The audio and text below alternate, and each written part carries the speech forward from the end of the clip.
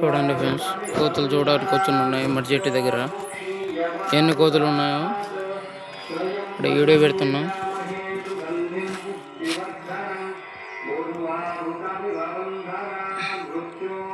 ఇది ఆడకోతే, అది కూడా ఆడకోతే కానీ నాకు భయపడుతుంది. అది గండుకోతుంది.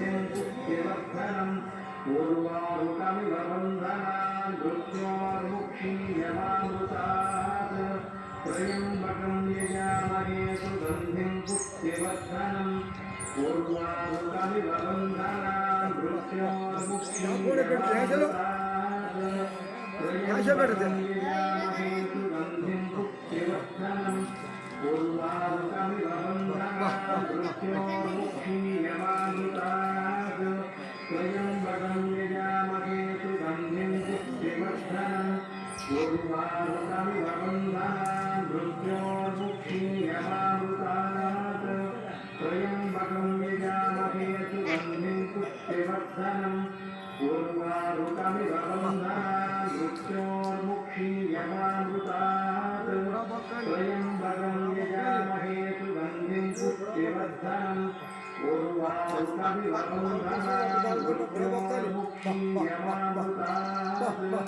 त्र्यम्बकं यजामहे सुगन्धिं पुष्टिवर्धनम् उर्वारुकमिव बन्धनान् मृत्योर्मुक्षीयमामृतात् त्र्यम्बकं यजामहे सुगन्धिं पुष्टिवर्धनम् उर्वारुकमिव बन्धनान् मृत्योर्मुक्षीयमामृतात् त्र्यम्बकं यजामहे सुगन्धिं पुष्टिवर्धनम् उर्वारुकमिव बन्धनान् मृत्योर्मुक्षीयमामृतात् त्र्यम्बकं यजामहे सुगन्धिं पुष्टिवर्धनम् उर्वारुकमिव बन्धनान् मृत्योर्मुक्षीयमामृतात् त्र्यम्बकं यजामहे सुगन्धिं पुष्टिवर्धनम् उर्वारुकमिव बन्धनान् मृत्योर्मुक्षीयमामृतात् त्र्यम्बकं यजामहे सुगन्धिं पुष्टिवर्धनम् उर्वारुकमिव बन्धनान् मृत्योर्मुक्षीयमामृतात् त्र्यम्बकं यजामहे सुगन्धिं पुष्टिवर्धनम् उर्वारुकमिव बन्धनान् मृत्योर्मुक्षीयमामृतात् त्र्यम्बकं यजामहे सुगन्धिं पुष्टिवर्धनम् उर्वारुकमिव बन्धनान् मृत्योर्मुक्षीयमामृतात् त्र्यम्बकं यजामहे सुगन्धिं पुष्टिवर्धनम् उर्वारुकमिव बन्धनान् मृत्योर्मुक्षीयमामृतात् त्र्यम्बकं यजामहे सुगन्धिं पुष्टिवर्धनम् उर्वारुकमिव बन्धनान् मृत्योर्मुक्षीयमामृतात् त्र्यम्बकं यजामहे सुगन्धिं पुष्टिवर्धनम् उर्वारुकमिव बन्धनान् मृत्योर्मुक्षीयमामृतात् त्र्यम्बकं यजामहे सुगन्धिं पुष्टिवर्धनम्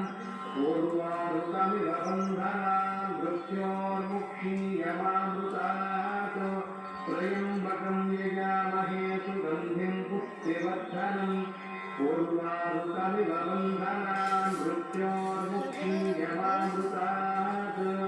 त्र्यम्बकं यजामहे सुगन्धिं पुष्टिवर्धनम् उर्वारुकमिव बन्धनान् मृत्योर्मुक्षीयमामृतात् त्र्यम्बकं यजामहे सुगन्धिं पुष्टिवर्धनम् उर्वारुकमिव बन्धनान् मृत्योर्मुक्षीयमामृतात् त्र्यम्बकं यजामहे सुगन्धिं पुष्टिवर्धनम् उर्वारुकमिव बन्धनान् मृत्योर्मुक्षीयमामृतात् त्र्यम्बकं यजामहे सुगन्धिं पुष्टिवर्धनम् उर्वारुकमिव बन्धनान् मृत्योर्मुक्षीयमामृतात् त्र्यम्बकं यजामहे सुगन्धिं पुष्टिवर्धनम् उर्वारुकमिव बन्धनान् मृत्योर्मुक्षीयमामृतात् त्र्यम्बकं यजामहे सुगन्धिं पुष्टिवर्धनम् उर्वारुकमिव बन्धनान् मृत्योर्मुक्षीयमामृतात् त्र्यम्बकं यजामहे सुगन्धिं पुष्टिवर्धनम् उर्वारुकमिव बन्धनान् मृत्योर्मुक्षीयमामृतात् त्र्यम्बकं यजामहे सुगन्धिं पुष्टिवर्धनम् उर्वारुकमिव बन्धनान् मृत्योर्मुक्षीयमामृतात्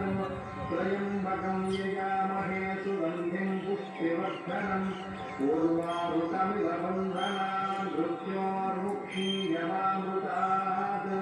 त्र्यम्बकं यजामहे सुगन्धिं पुष्टिवर्धनम्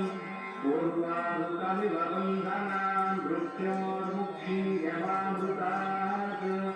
त्र्यम्बकं यजामहे सुगन्धिं पुष्टिवर्धनम् उर्वारुकमिव बन्धनान् मृत्योर्मुक्षीयमामृतात् त्र्यम्बकं यजामहे सुगन्धिं पुष्टिवर्धनम् उर्वारुकमिव बन्धनान् मृत्योर्मुक्षीयमामृतात् त्र्यम्बकं यजामहे सुगन्धिं पुष्टिवर्धनम् उर्वारुकमिव बन्धनान् मृत्योर्मुक्षीयमामृतात् त्र्यम्बकं यजामहे सुगन्धिं पुष्टिवर्धनम् उर्वारुकमिव बन्धनान् मृत्योर्मुक्षीयमामृतात् त्र्यम्बकं यजामहे सुगन्धिं पुष्टिवर्धनम् उर्वारुकमिव बन्धनान् मृत्योर्मुक्षीयमामृतात् त्र्यम्बकं यजामहे सुगन्धिं पुष्टिवर्धनम् उर्वारुकमिव बन्धनान् मृत्योर्मुक्षीयमामृतात् त्र्यम्बकं यजामहे सुगन्धिं पुष्टिवर्धनम् उर्वारुकमिव बन्धनान् मृत्योर्मुक्षीयमामृतात् त्र्यम्बकं यजामहे सुगन्धिं पुष्टिवर्धनम् उर्वारुकमिव बन्धनान् मृत्योर्मुक्षीयमामृतात् त्र्यम्बकं यजामहे सुगन्धिं पुष्टिवर्धनम् उर्वारुकमिव बन्धनान् मृत्योर्मुक्षीयमामृतात् त्र्यम्बकं यजामहे सुगन्धिं पुष्टिवर्धनम् उर्वारुकमिव बन्धनान् मृत्योर्मुक्षीयमामृतात् त्र्यम्बकं यजामहे सुगन्धिं पुष्टिवर्धनम् उर्वारुकमिव बंधनान्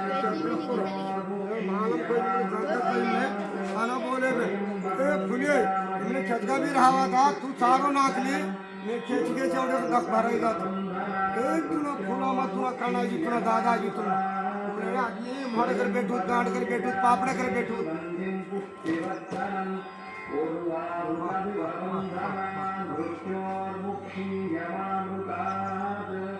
त्र्यम्बकं यजामहे सुगन्धिं पुष्टिवर्धनम् उर्वारुकमिव बन्धनान् मृत्योर्मुक्षीयमामृतात् त्र्यम्बकं यजामहे सुगन्धिं पुष्टिवर्धनम् उर्वारुकमिव बन्धनान् मृत्योर्मुक्षीयमामृतात् त्र्यम्बकं यजामहे सुगन्धिं पुष्टिवर्धनम् उर्वारुकमिव बन्धनान् मृत्योर्मुक्षीयमामृतात् त्र्यम्बकं यजामहे सुगन्धिं पुष्टिवर्धनम्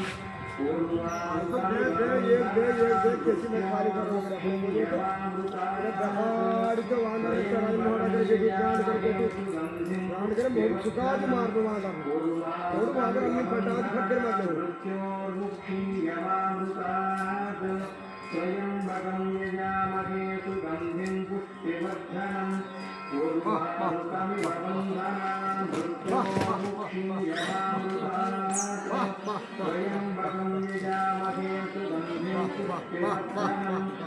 उर्वारुकमिव बन्धनान् मृत्योर्मुक्षीयमामृतात् त्र्यम्बकं यजामहे सुगन्धिं पुष्टिवर्धनम् उर्वारुकमिव बन्धनान् मृत्योर्मुक्षीयमामृतात् त्र्यम्बकं यजामहे सुगन्धिं पुष्टिवर्धनम् उर्वारुकमिव बन्धनान् मृत्योर्मुक्षीयमामृतात् त्र्यम्बकं यजामहे सुगन्धिं पुष्टिवर्धनम् उर्वारुकमिव बन्धनान् मृत्योर्मुक्षीयमामृतात्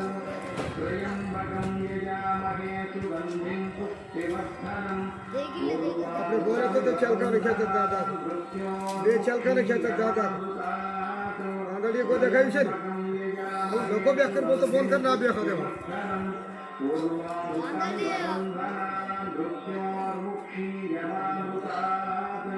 त्र्यम्बकं यजामहे सुगन्धिं पुष्टिवर्धनम् उर्वारुकमिव बन्धनान् मृत्योर्मुक्षीयमामृतात् त्र्यम्बकं यजामहे सुगन्धिं पुष्टिवर्धनम् उर्वारुकमिव बन्धनान् मृत्योर्मुक्षीयमामृतात् त्र्यम्बकं यजामहे सुगन्धिं पुष्टिवर्धनम् उर्वारुकमिव बन्धनान् मृत्योर्मुक्षीयमामृतात् त्र्यम्बकं यजामहे सुगन्धिं पुष्टिवर्धनम् उर्वारुकमिव बन्धनान् मृत्योर्मुक्षीयमामृतात् त्र्यम्बकं यजामहे सुगन्धिं पुष्टिवर्धनम् उर्वारुकमिव बन्धनान् मृत्योर्मुक्षीयमामृतात् त्र्यम्बकं यजामहे सुगन्धिं पुष्टिवर्धनम् पूर्वारुकमिव बन्धनान् मृत्योर्मुक्षीयमामृतात् त्र्यम्बकं यजामहे सुगन्धिं पुष्टिवर्धनम् पूर्वारुकमिव बन्धनान् मृत्योर्मुक्षीयमामृतात् त्र्यम्बकं यजामहे सुगन्धिं पुष्टिवर्धनम् पूर्वारुकमिव बन्धनान् मृत्योर्मुक्षीयमामृतात् त्र्यम्बकं यजामहे सुगन्धिं पुष्टिवर्धनम् पूर्वारुकमिव बन्धनान् मृत्योर्मुक्षीयमामृतात् त्र्यम्बकं यजामहे सुगन्धिं पुष्टिवर्धनम् पूर्वारुकमिव बन्धनान् मृत्योर्मुक्षीयमामृतात् त्र्यम्बकं यजामहे सुगन्धिं पुष्टिवर्धनम्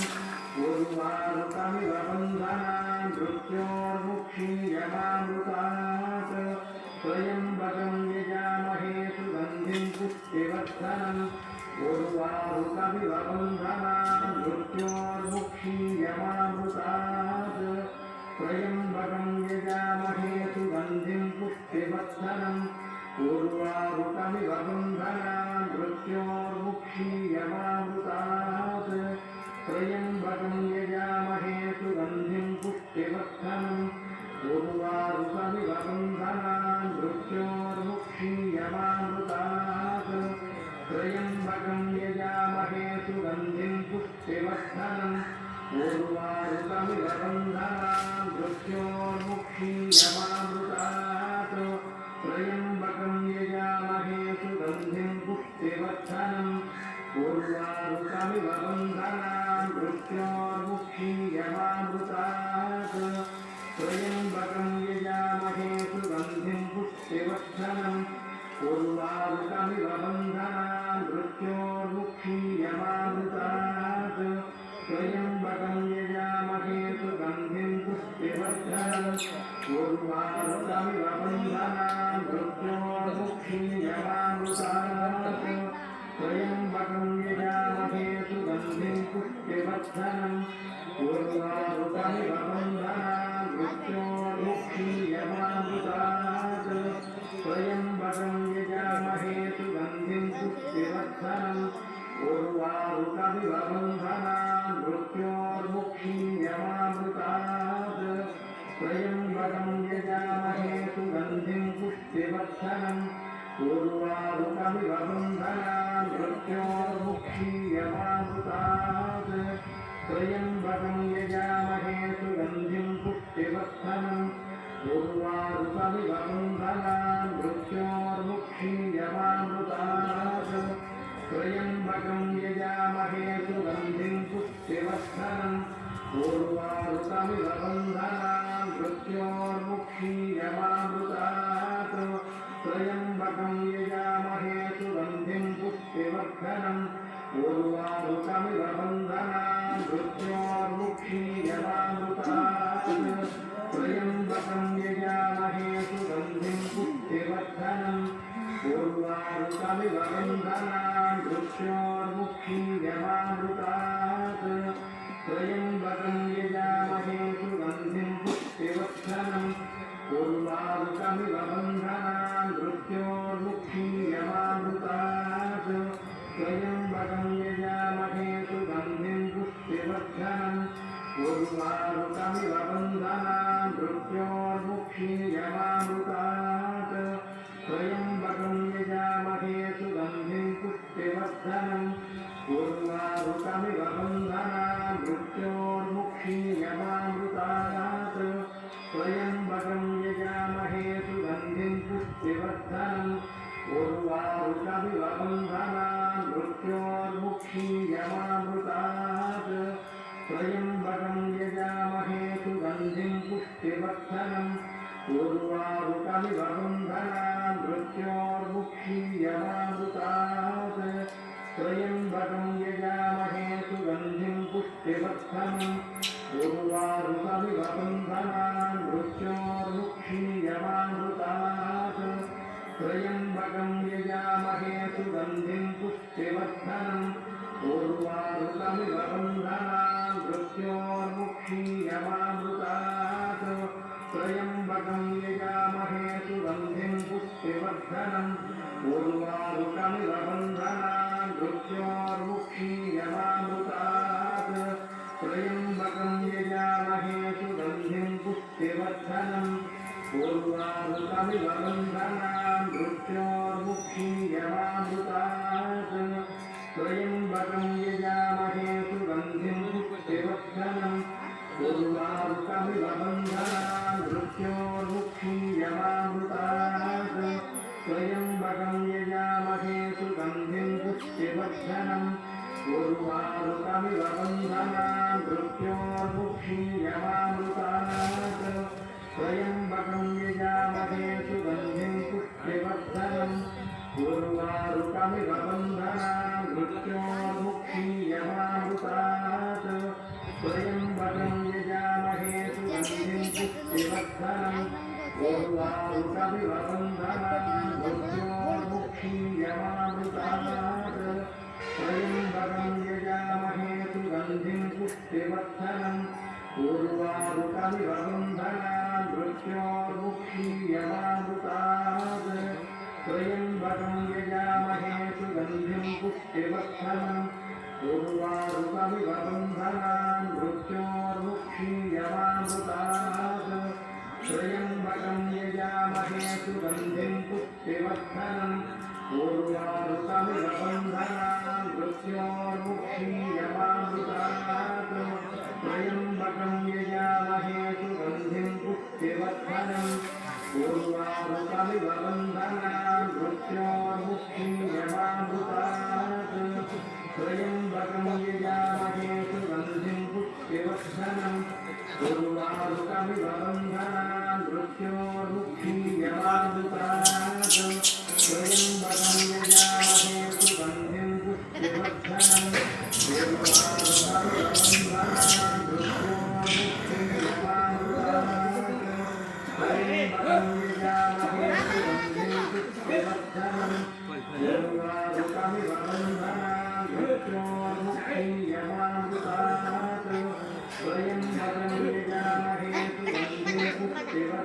కుక్కల్ని కొట్టండి మీకు నక్కలు పేరుకొచ్చినా మీకు కుక్కలు పేరుకొచ్చినా కుక్కల్ని తోలండి ఆ పిల్లోడు అంటే పోయినాడు మావోడు ఇక్కడ పిచ్చోడు ఇక్కడ కూర్చున్నాడు పిచ్చోడు కుక్కల్ని తోలుతాడు పిచ్చోడు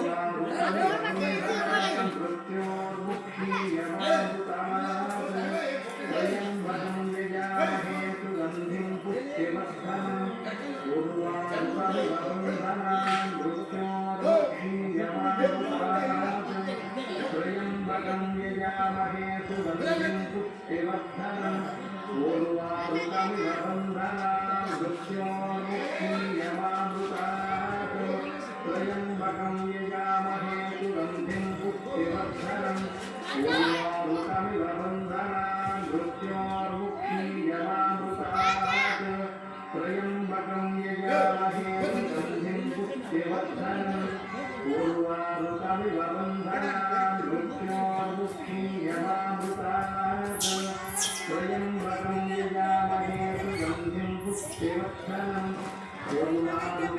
बन्धनान् मृत्योर्मुक्षीयमामृतात्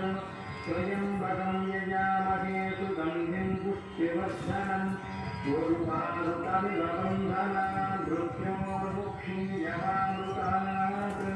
त्र्यम्बकं यजामहे सुगन्धिं पुष्टिवर्धनम् पूर्वारुकमिव बन्धनान् मृत्योर्मुक्षीयमामृतात् त्र्यम्बकं यजामहे सुगन्धिं पुष्टिवर्धनम् पूर्वारुकमिव बन्धनान् मृत्योर्मुक्षीयमामृतात् त्र्यम्बकं यजामहे सुगन्धिं पुष्टिवर्धनम् पूर्वारुकमिव बन्धनान् मृत्योर्मुक्षीयमामृतात् त्र्यम्बकं यजामहे सुगन्धिं पुष्टिवर्धनम्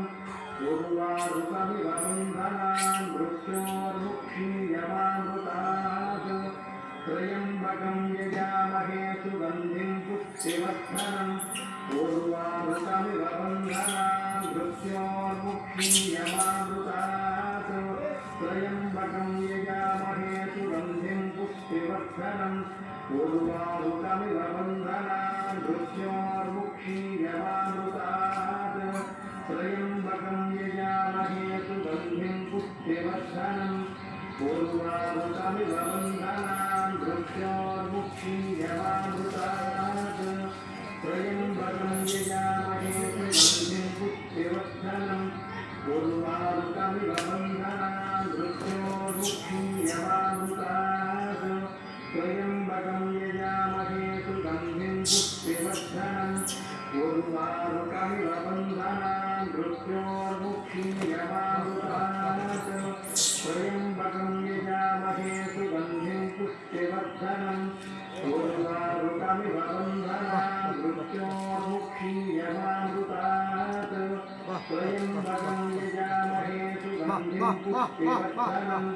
पूर्वारुकमिव बन्धनान् मृत्योर्मुक्षीयमामृतात् त्र्यम्बकं यजामहे सुगन्धिं पुष्टिवर्धनम् पूर्वारुकमिव बन्धनान् मृत्योर्मुक्षीयमामृतात् त्र्यम्बकं यजामहे सुगन्धिं पुष्टिवर्धनम्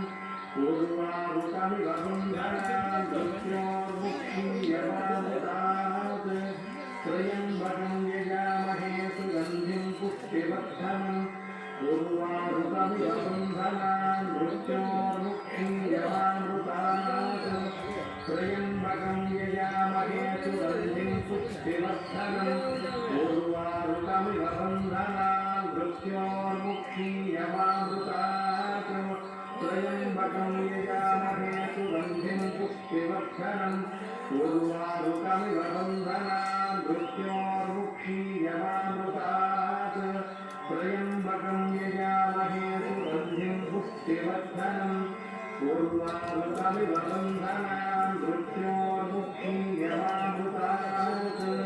त्र्यम्बकं यजामहे सुगन्धिं पुष्टिवर्धनम् पूर्वारुकमिव बन्धनान् मृत्योर्मुक्षीयमामृतात् त्र्यम्बकं यजामहे सुगन्धिं पुष्टिवर्धनम् पूर्वारुकमिव बन्धनान् मृत्योर्मुक्षीयमामृतात् त्र्यम्बकं यजामहे सुगन्धिं पुष्टिवर्धनम् पूर्वारुकमिव बन्धनान् मृत्योर्मुक्षीयमामृतात् त्र्यम्बकं यजामहे सुगन्धिं पुष्टिवर्धनम् पूर्वारुकमिव बन्धनान् मृत्योर्मुक्षीयमामृतात् त्र्यम्बकं यजामहे सुगन्धिं पुष्टिवर्धनम् पूर्वारुकमिव बन्धनान् मृत्योर्मुक्षीयमामृतात् त्र्यम्बकं यजामहे सुगन्धिं पुष्टिवर्धनम् पूर्वारुकमिव बन्धनान् मृत्योर्मुक्षीयमामृतात् त्र्यम्बकं यजामहे सुगन्धिं पुष्टिवर्धनम् पूर्वारुकमिव बन्धनान् मृत्योर्मुक्षीयमामृतात् त्र्यम्बकं यजामहे सुगन्धिं पुष्टिवर्धनम् पूर्वारुकमिव बन्धनान् मृत्योर्मुक्षीयमामृतात् त्र्यम्बकं यजामहे सुगन्धिं पुष्टिवर्धनम् पूर्वारुकमिव बन्धनान् मृत्योर्मुक्षीयमामृतात् त्र्यम्बकं यजामहे सुगन्धिं पुष्टिवर्धनम्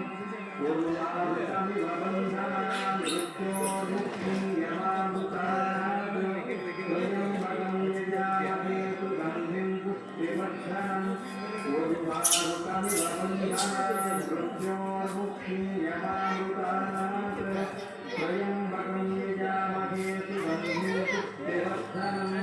पूर्वारुकमिव बन्धनान् मृत्योर्मुक्षीयमामृतात् त्र्यम्बकं यजामहे सुगन्धिं पुष्टिवर्धनम् पूर्वारुकमिव बन्धनान् मृत्योर्मुक्षीयमामृतात्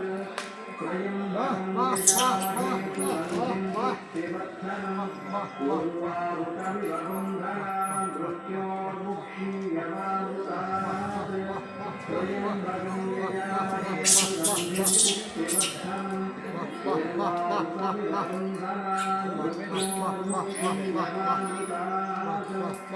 त्र्यम्बकं यजामहे सुगन्धिं पुष्टिवर्धनम्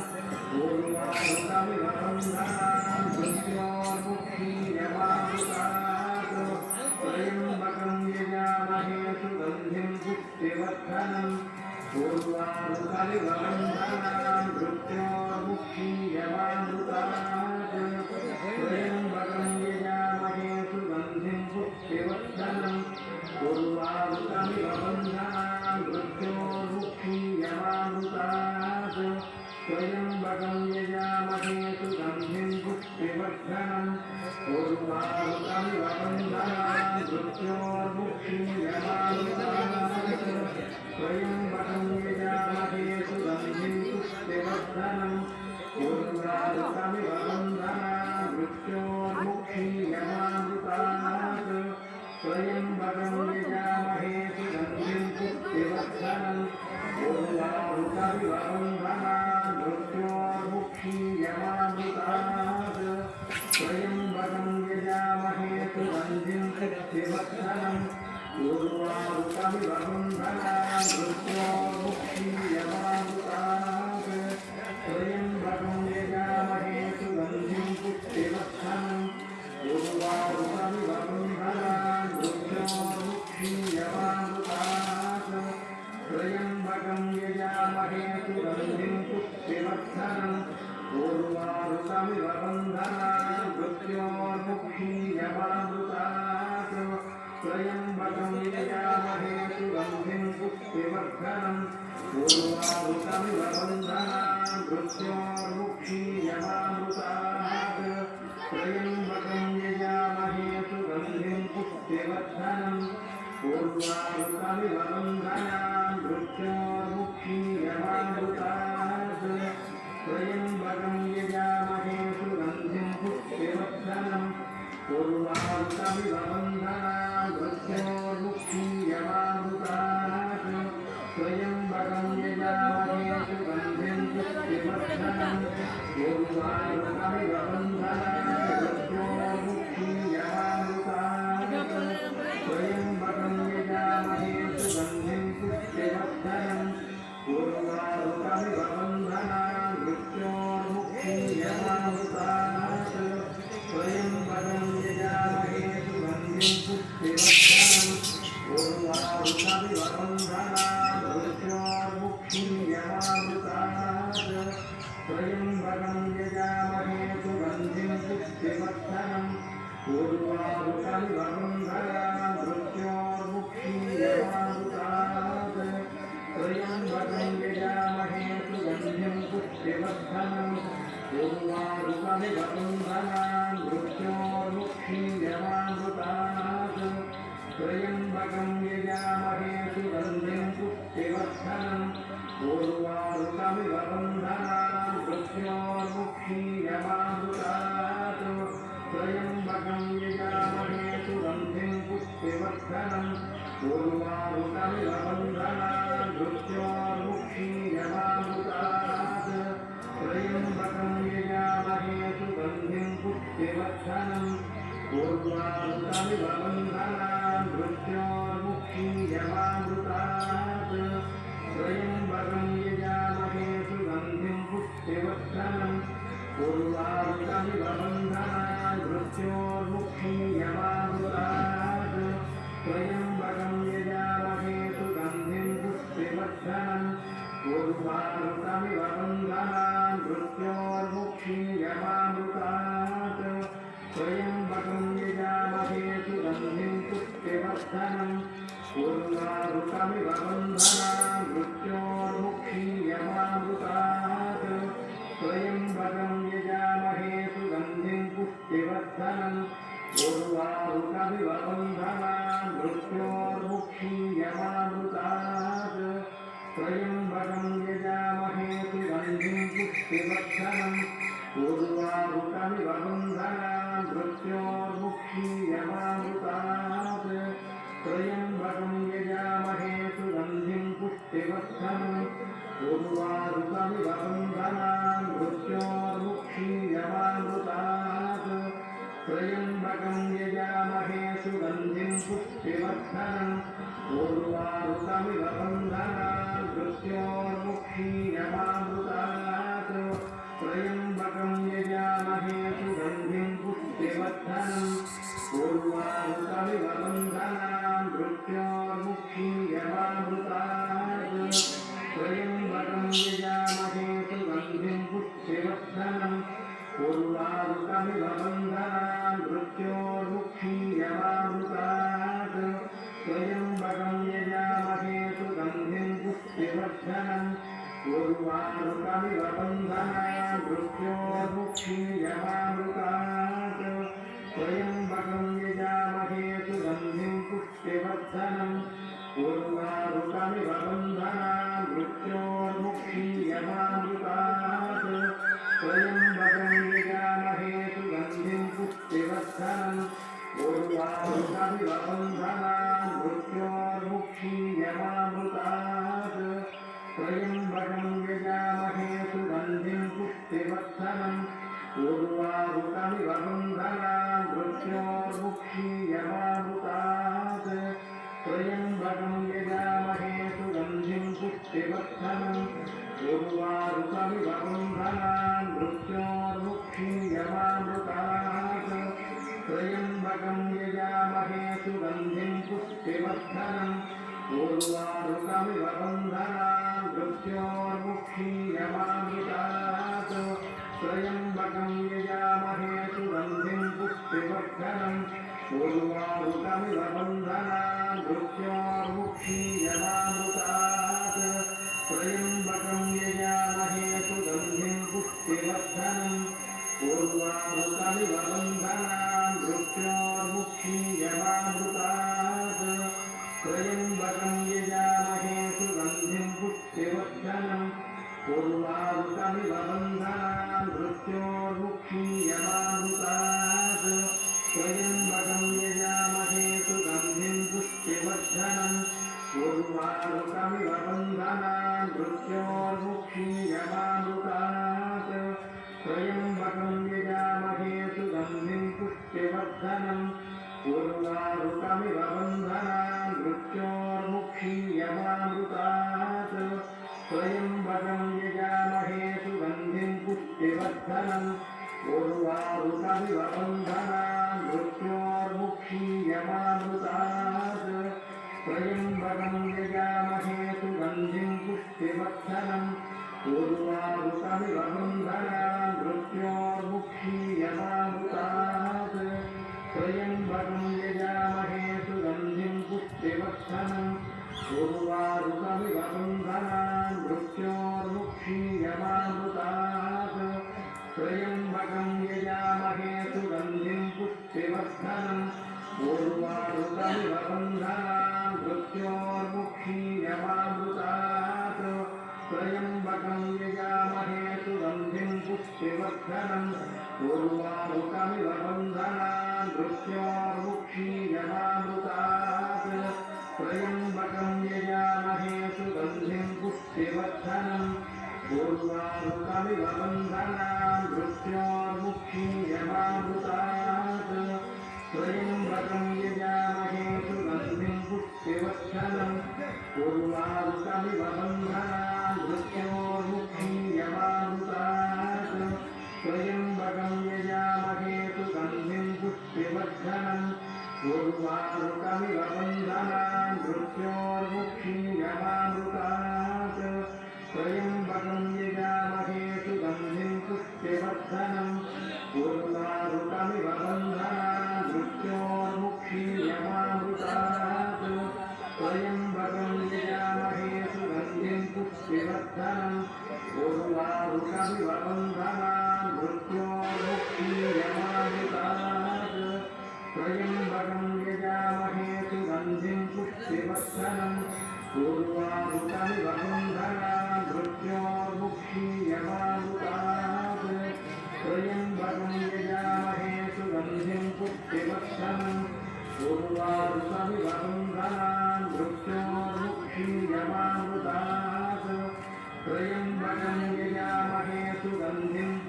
पुष्टिवर्धनम् ऊर्वारुकमिव बन्धनान् मृत्योर्मुक्षीयमामृतात्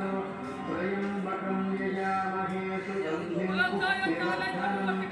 ऊर्वारुकमिव बन्धनान् मृत्योर्मुक्षीयमामृतात् त्र्यम्बकं यजामहे सुगन्धिं पुष्टिवर्धनम् ऊर्वारुकमिव बन्धनान् मृत्योर्मुक्षीयमामृतात् त्र्यम्बकं यजामहे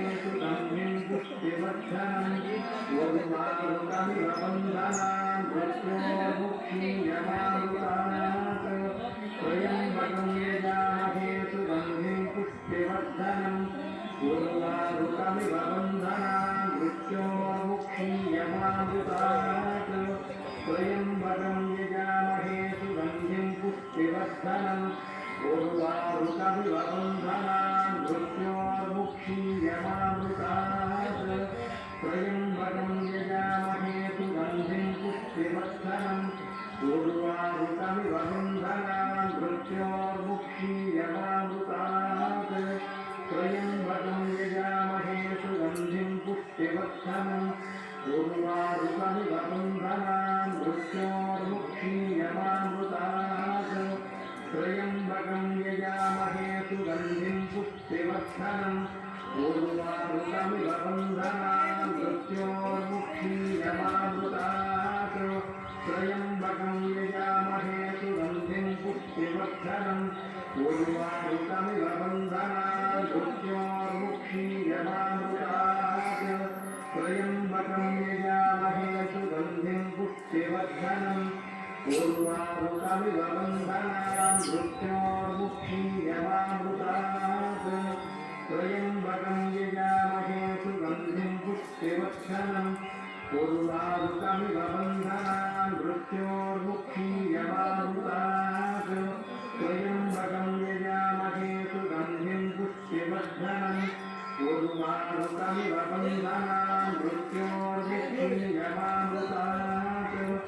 त्र्यम्बकं यजामहे सुगन्धिं पुष्टिवर्धनम् ऊर्वारुकमिव बन्धनान् मृत्योर्मुक्षीयमामृतात् त्र्यम्बकं यजामहे सुगन्धिं पुष्टिवर्धनम् ऊर्वारुकमिव बन्धनान् मृत्योर्मुक्षीयमामृतात् त्र्यम्बकं यजामहे सुगन्धिं पुष्टिवर्धनम् ऊर्वारुकमिव बन्धनान् मृत्योर्मुक्षीयमामृतात् त्र्यम्बकं यजामहे सुगन्धिं पुष्टिवर्धनम् ऊर्वारुकमिव बन्धनान् मृत्योर्मुक्षीयमामृतात् त्र्यम्बकं यजामहे सुगन्धिं पुष्टिवर्धनम् ऊर्वारुकमिव बन्धनान् मृत्योर्मुक्षीयमामृतात् त्र्यम्बकं यजामहे सुगन्धिं पुष्टिवर्धनम्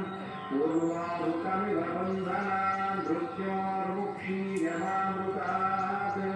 त्र्यम्बकं यजामहे सुगन्धिं पुष्टिवर्धनम् ऊर्वारुकमिव बन्धनान् मृत्योर्मुक्षीयमामृतात् त्र्यम्बकं यजामहे सुगन्धिं पुष्टिवर्धनम् ऊर्वारुकमिव बन्धनान् मृत्योर्मुक्षीयमामृतात् त्र्यम्बकं यजामहे सुगन्धिं पुष्टिवर्धनम् ऊर्वारुकमिव बन्धनान् मृत्योर्मुक्षीयमामृतात् त्र्यम्बकं यजामहे सुगन्धिं पुष्टिवर्धनम् ऊर्वारुकमिव बन्धनान् मृत्योर्मुक्षीयमामृतात् त्र्यम्बकं यजामहे सुगन्धिं पुष्टिवर्धनम् ऊर्वारुकमिव बन्धनान् मृत्योर्मुक्षीयमामृतात् त्र्यम्बकं यजामहे सुगन्धिं पुष्टिवर्धनम् ऊर्वारुकमिव बन्धनान् मृत्योर्मुक्षीयमामृतात् त्र्यम्बकं यजामहे सुगन्धिं पुष्टिवर्धनम् ऊर्वारुकमिव बन्धनान् मृत्योर्मुक्षीयमामृतात् त्र्यम्बकं यजामहे सुगन्धिं पुष्टिवर्धनम् ऊर्वारुकमिव बन्धनान् मृत्योर्मुक्षीयमामृतात् त्र्यम्बकं यजामहे सुगन्धिं पुष्टिवर्धनम् ऊर्वारुकमिव बन्धनान् मृत्योर्मुक्षीयमामृतात् त्र्यम्बकं यजामहे सुगन्धिं पुष्टिवर्धनम् पूर्वामृतमिव बन्धनान् मृत्योर्मुक्षीयमामृतात् त्र्यम्बकं यजामहे सुगन्धिं पुष्टिवर्धनम् पूर्वामृतमिव बन्धनान् मृत्योर्मुक्षीयमामृतात्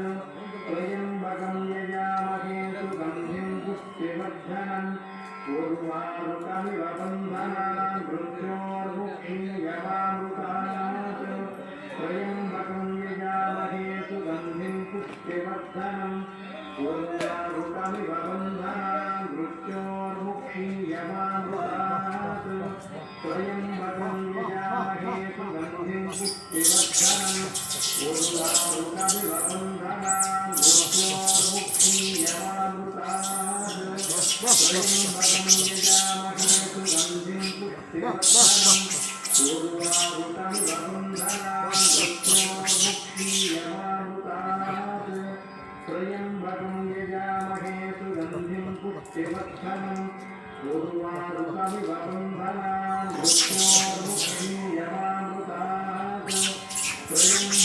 यजामहे सुगन्धिं पुष्टिवर्धनम्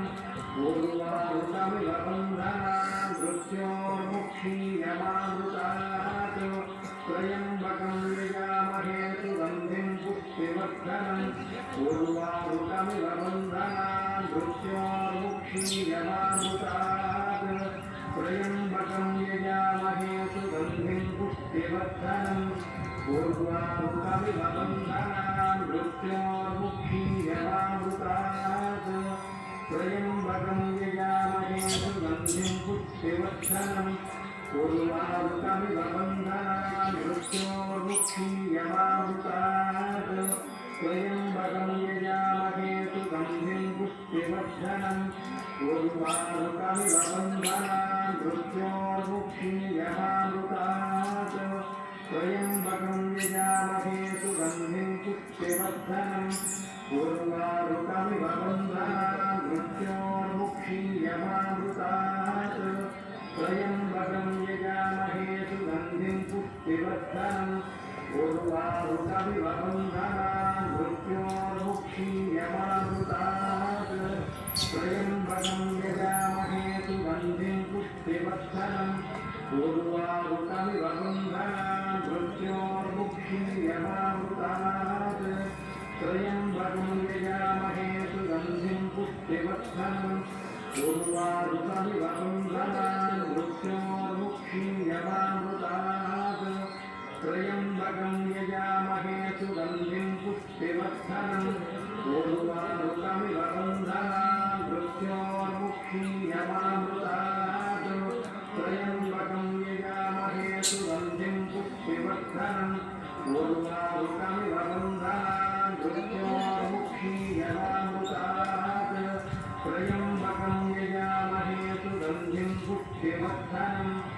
पूर्वामृतमिव बन्धनान् मृत्योर्मुक्षीयमामृतात् त्र्यम्बकं यजामहे सुगन्धिं पुष्टिवर्धनम् पूर्वामृतमिव बन्धनान् मृत्योर्मुक्षीयमामृतात् त्र्यम्बकं यजामहे सुगन्धिं पुष्टिवर्धनम् पूर्वामृतमिव बन्धनान् मृत्योर्मुक्षीयमामृतात् त्र्यम्बकं यजामहे सुगन्धिं पुष्टिवर्धनम् पूर्वामृतमिव बन्धनान् मृत्योर्मुक्षीयमामृतात् त्र्यम्बकं यजामहे सुगन्धिं पुष्टिवर्धनम् पूर्वामृतमिव बन्धनान् मृत्योर्मुक्षीयमामृतात् त्र्यम्बकं यजामहे सुगन्धिं पुष्टिवर्धनम् पूर्वामृतमिव बन्धनान् मृत्योर्मुक्षीयमामृतात् त्र्यम्बकं यजामहे सुगन्धिं पुष्टिवर्धनम् पूर्वामृतमिव बन्धनान् मृत्योर्मुक्षीयमामृतात् त्र्यम्बकं यजामहे सुगन्धिं पुष्टिवर्धनम् पूर्वामृतमिव बन्धनान् मृत्योर्मुक्षीयमामृतात् त्र्यम्बकं यजामहे सुगन्धिं पुष्टिवर्धनं पूर्वारुकमिव बन्धनान् मृत्योर्मुक्तिं यवामृता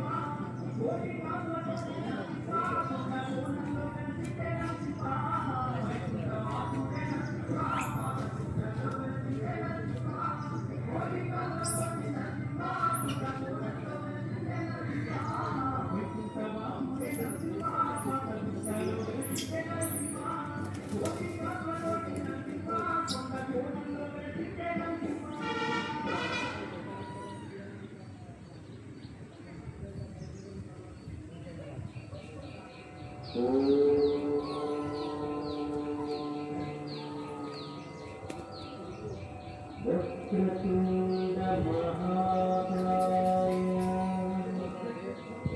కోటి సూర్య సమప్రభా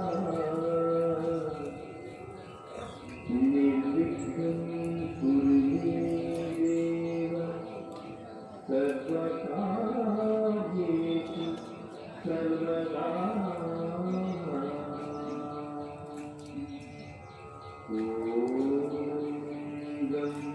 గణపతి